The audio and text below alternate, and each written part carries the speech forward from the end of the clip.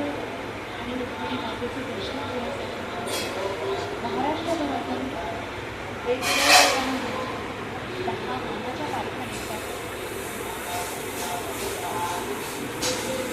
संत निवृत्तीनाथ महाराजांची पालखी त्र्यंबकेश्वर निघते.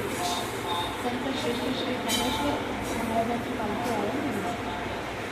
त्यांचे बंधू सुलतान काका म्हणजे सुलतान महाराजांची पालखी सासवड निघते.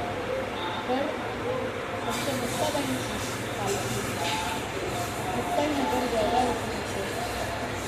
संत एकनाथ महाराजांची पालखी अक्कल निघते. संत तुकाराम महाराजांची पालखी देवघर निघते. संत विरोबारायांची पालखी पिंपळगाव अभियान निघते. तर चांगलवाडेश्वरांची पालखी सासवड निघते. त्याचबरोबर माता रुक्मिणीची पालखी अमरावतीच्या कौंडिण्यपूर इथून निघते. दर्शन घे रे विठ्ठल रुक्माईचं.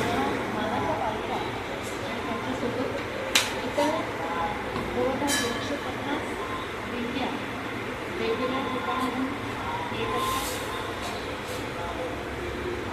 रोज या दिंड्यांमध्ये सकाळी काकड आरती होते, त्यानंतर जलपाट होतो, मग नाश्ता जेवण, त्यानंतर पुन्हा चाल होते. मग मुक्कामाच्या ठिकाणी पोचल्यानंतर रात्रीचं कीर्तन अभंग गुरुदेवांना सगळे असते आणि मग जेवण होतं.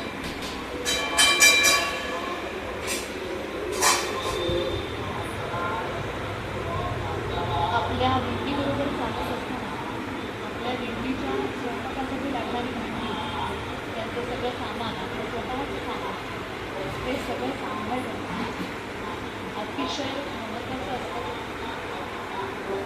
जेव्हा मुक्कामाच्या ठिकाणी विचाराच्या ठिकाणी हे सगळं पुन्हा आवरायचं असतं, लावायचं असतं, त्यावेळेला अक्षरशः व्यवस्थापन त्याच्यासाठी असलेल्या वेगवेगळ्या व्यवस्थापनाचा लागत असतो. ते शिकण्यासाठी, व्यवस्थापन पाहण्यासाठी अनेक जण मुद्दाम वारी पाहण्यासाठी आलेले असतात.